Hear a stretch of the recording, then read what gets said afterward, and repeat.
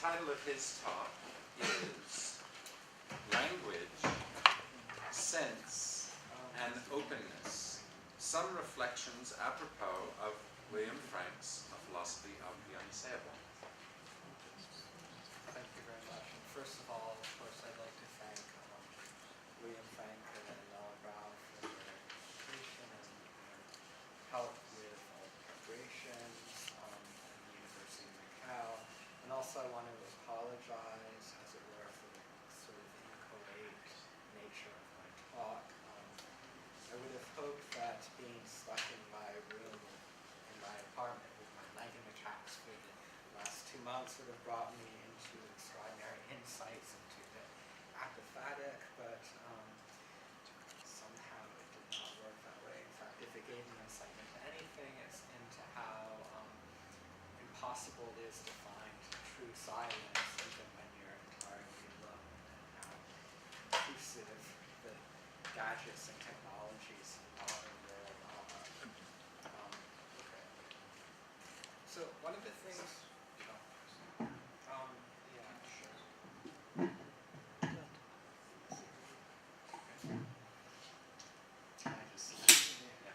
Right, okay, so one of the things I admire most about William Franke's Philosophy of Unsayable is its commitment to a dialogical style of thinking.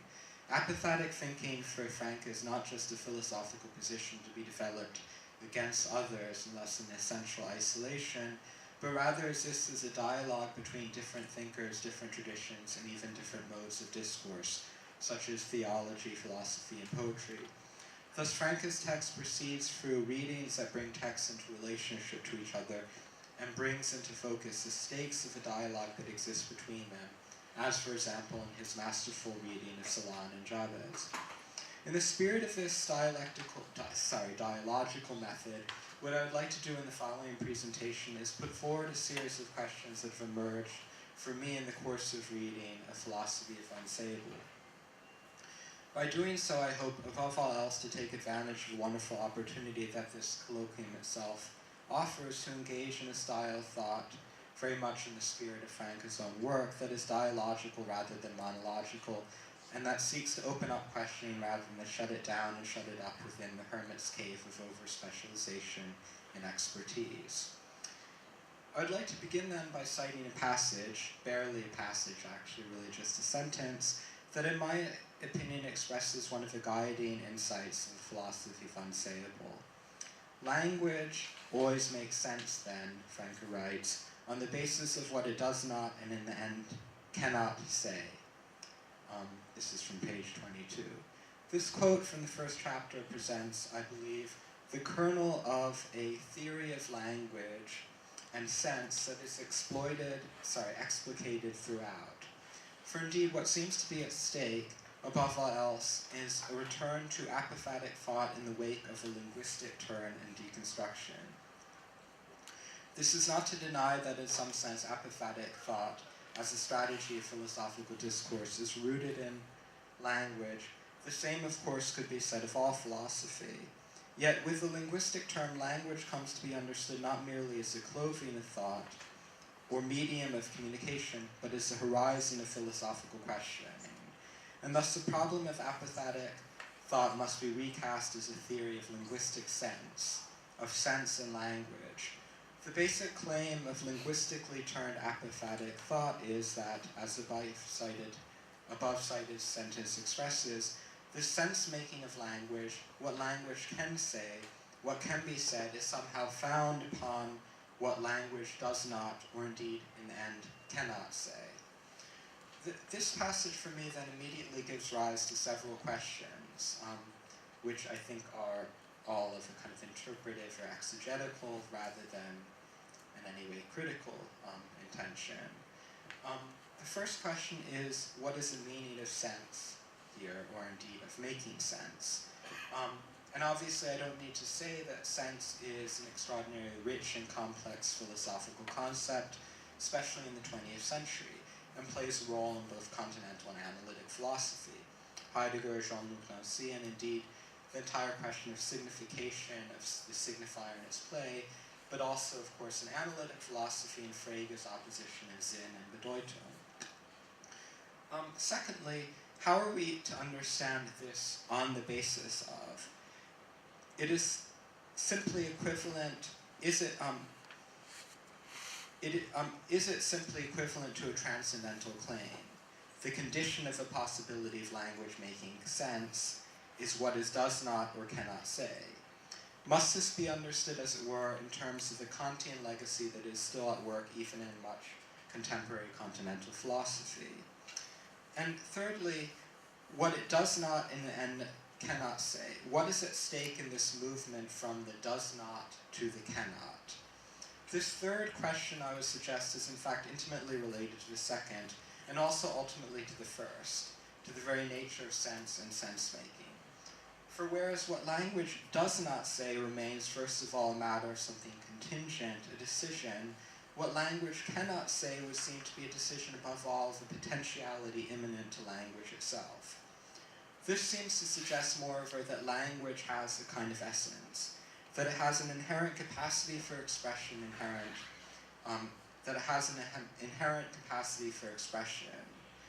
That language has such an essence would seem to me that mean that the possibility of sense-making are determined by this essence in advance.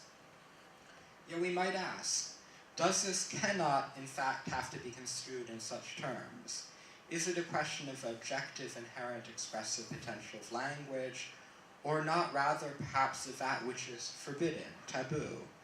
But if this is the case, then might we not also be led to the conclusion, such as we find in Agamben, that what cannot be said is precisely the fact that there's nothing that we cannot say, that there's in fact nothing beyond the limit of language, beyond the limit of what we could potentially say.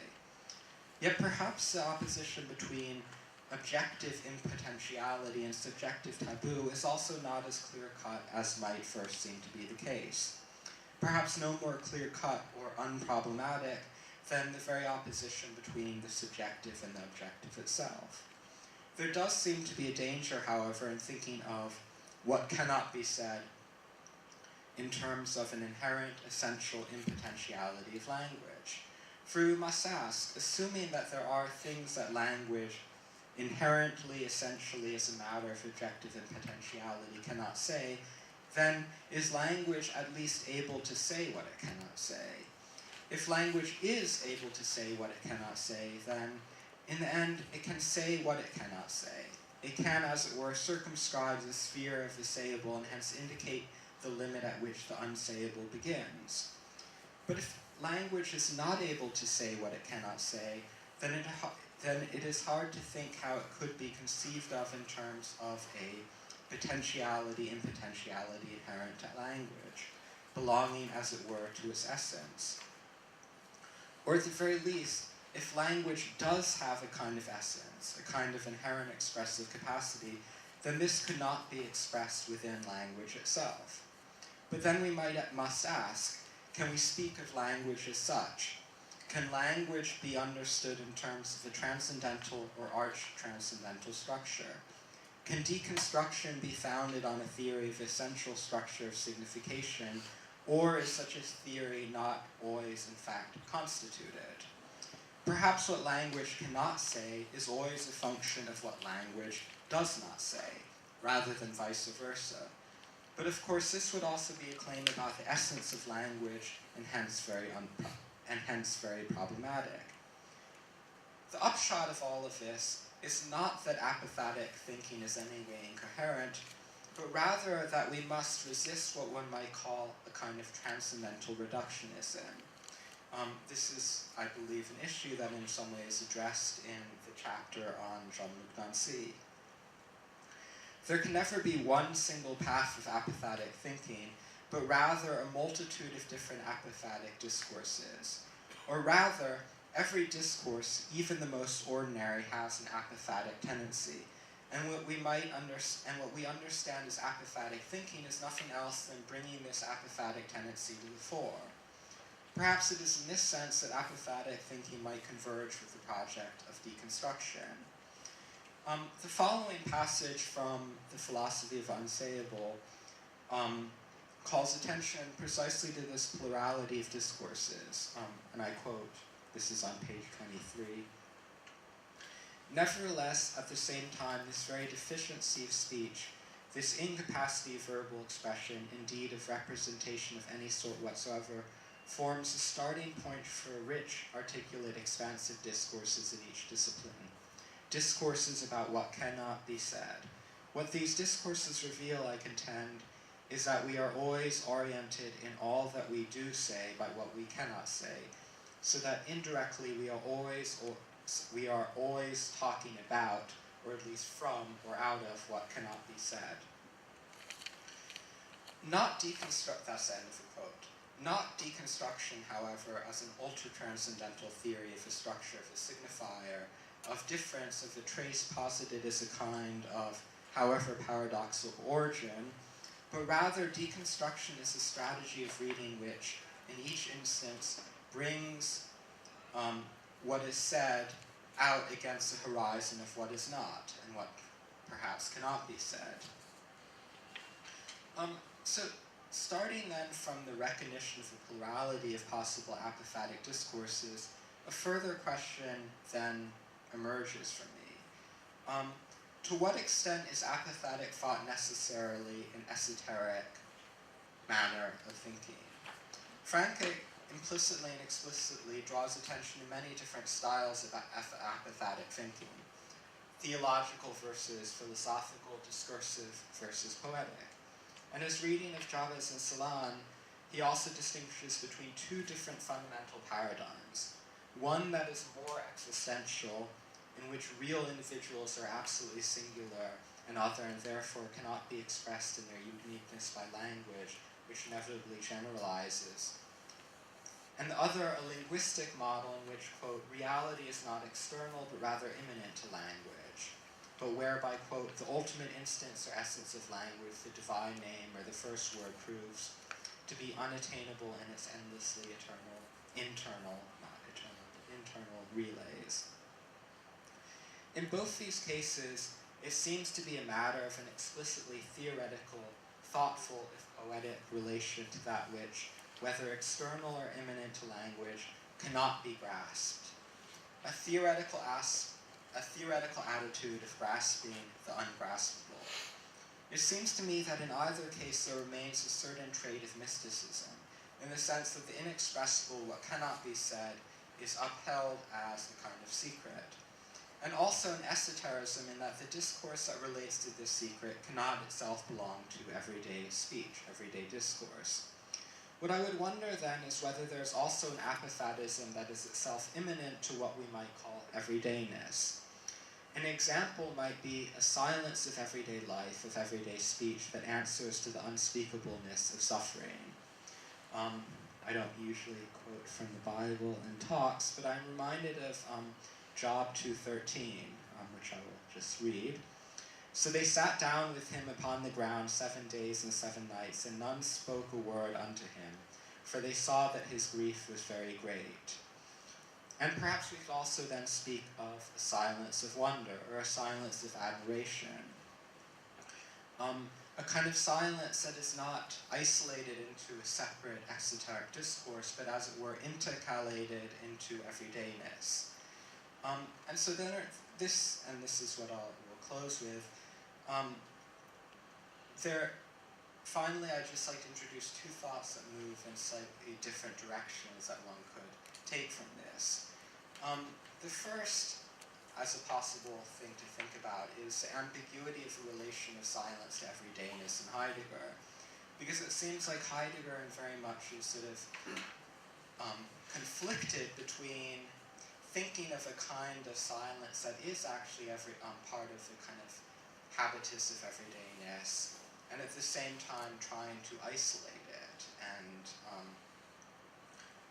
turn it into something, as it were, special. And the second is the struggle for the possibility of silence as a fundamental question for the aesthetics of popular culture. In other words, how does popular culture, cultural forms that people participate in very much in the state of everydayness, how can these either prohibit or allow this sort of apophatic, everyday apophatic silence. Thank you.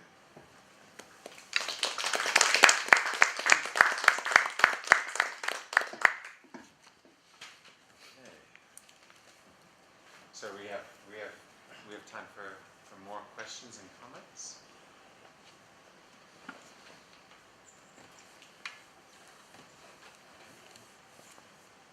Thank you. Very provocative, and you're really thinking the basic problems about thinking the apophatic. Would you tell us some more about Agamben's position of not being able to think beyond the limit of language? I know Anthony and I actually met at a conference on Agamben in Taiwan, and I read Agamben apophatic as an apophatic thinker, but let's hear more about how Agamben's thought would deny the possibility of thinking beyond the limit of language, if that's... Right. Yeah. I mean, it's, I think, quite a complicated, difficult question, because I think there are different positions in Agamben's work. I'm not necessarily saying that he has only one clear-cut. Can you take the mic? Position. Sorry. Yeah. I'm not necessarily saying he has only one simple univocal position with regard to this question. But I do think that in Agamben, even from very early writings, 1970s, it's not that he rejects an apophatic mode of discourse, but he challenges the idea of the negation, the negative being elevated to a kind of mystical ground. So he's very much, I would say, a thinker of negation, of nothingness, of death, of all these topoi that have been inherited from the apophatic tradition, and I think especially come to him in many ways through Heidegger. But I think if there's one aspect of Heidegger's project that he resists, and if there's a sort of pivot point to his critique of deconstruction and Heideggerianism and, in some sense, the metaphysical tradition as a whole, it is the way in which the negative ground is, the negative is elevated to the status of a ground, in which there's an attempt to kind of philosophically discourse on the negative. Probably one of the most insightful texts in this regard, which I think at the Agamben conference, Stephen talked about, is the text and the idea of prose on Nagarjuna, where he contrasts the true way of a negative with the false way. And it seems like, as I read it,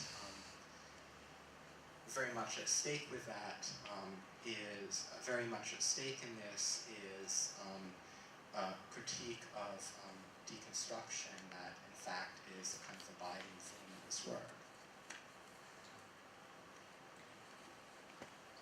I mean, thank you very much for the very inspiring talk. But at the same time, I was wondering what cannot be said and what does not, or what is not said.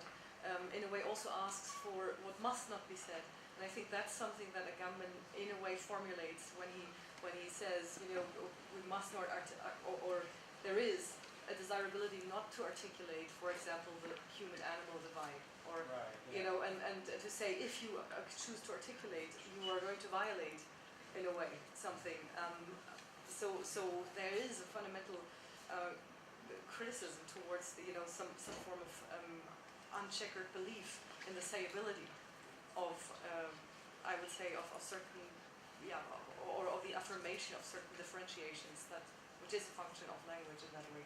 So I don't know, just to compliment, not to Right. criticize what you said before. Yeah, definitely. I guess what must not be said is an even stronger version of what cannot be said, or how would you see the difference between what cannot be said and what must not be said? I mean, you can say, or you can sort of establish these differentiations in language. But Right. if you do it, you at the same time commit some form of obscurantism on your own mind concerning your ontological conditions, for example. Right. Concerning, for example, the human-animal divide and the open, and but also the establishment of the sacred in a way. The differentiation between phone and logos, all these things that we sort of conveniently do to preserve some human privilege, but which at the same time obscure from us some fundamental conditions of being. Right, yeah. No, exactly. I mean, that is an aspect of Agamben, especially that interests me, this idea of that there are things that can be said, perhaps through a kind of a discourse that is paradoxical, that is self-contradictory, that has a synthetic rather than an analytic logic. And we have to have a kind of respect for that unsayability that doesn't necessarily, but precisely that respect almost involves not trying to articulate, and least of all not trying to posit it as the ground. But I also feel like there's a certain degree of ambiguity for me in Agamben on this question, and I'm not always sure where he stands, or if it's entirely clear. Now, I would add with Agamben, there are passages in his work where he talks about resistance and the kind of modal category that would come from it. And you had I think you had suggested this in distinguishing between does not and cannot. So the cannot or the must not would be a certain kind of impotentiality where there's really no way to do it. But sometimes Agamben highlights this other category, and I think this is quite interesting. It comes out in Nudities, on what I think it's called, On What We Cannot Say is the name of the translation. It's a short little essay. And this is that there's something we could do, but we resist doing it. And so there's an impotentiality of a different sort here, where we stop short of doing that which can be done, and there's a certain negation in that, and more of an ambiguity that comes out from it. Right, and there's this theory of impotentiality itself as a ground of potentiality, and the example of Glenn Gould's. There's a difference between Glenn Gould not playing the piano and someone who can't play the piano and not playing the piano. That's right. Or Bartleby. Yeah, that's right. Bartleby. It comes out in Bartleby. Yeah. I wonder if this shift from cannot to must not operates in what you isolate as the silence of suffering. And we see it in particular within Holocaust issues, where cannot and must not are almost indistinguishable. So, for example, the great film Shoah, during those interviews, and he asks a question and it's just silence. To me, that is both cannot and must not. Right. Yeah, no, I mean, exactly. I completely agree that there's, I think, a point of where the very opposition between a kind of objective impotentiality and ethical incapacity and ethical resistance to speaking collapses such that one cannot really differentiate between them. It's not as if the survivors could speak but don't want to. There's really a sense in which the impotentiality of speaking takes the form of a kind of ethical absolute injunction.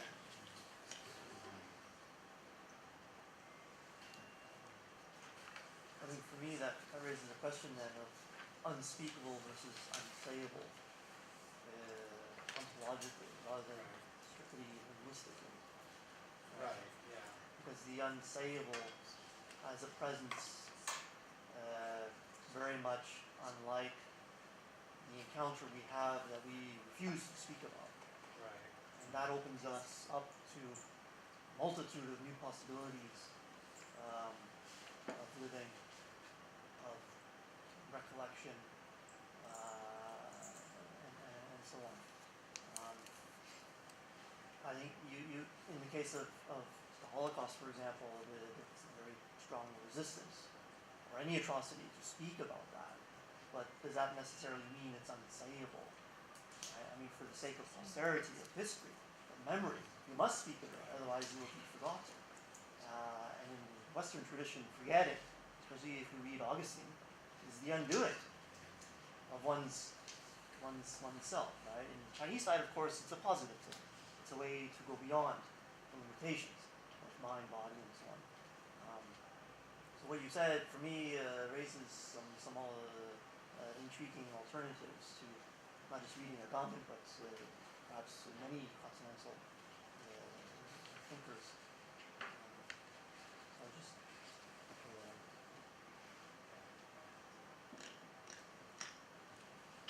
Yeah, I think it's a really tricky question, the ethics of remembrance and commemoration and silence.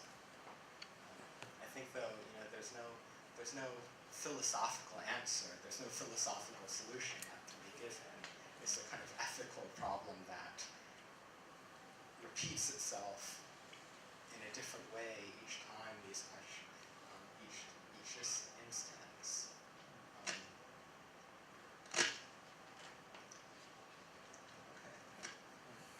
So, thank you.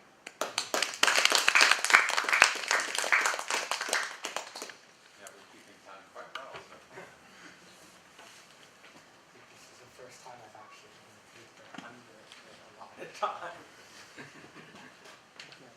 So our next speaker, James Wang.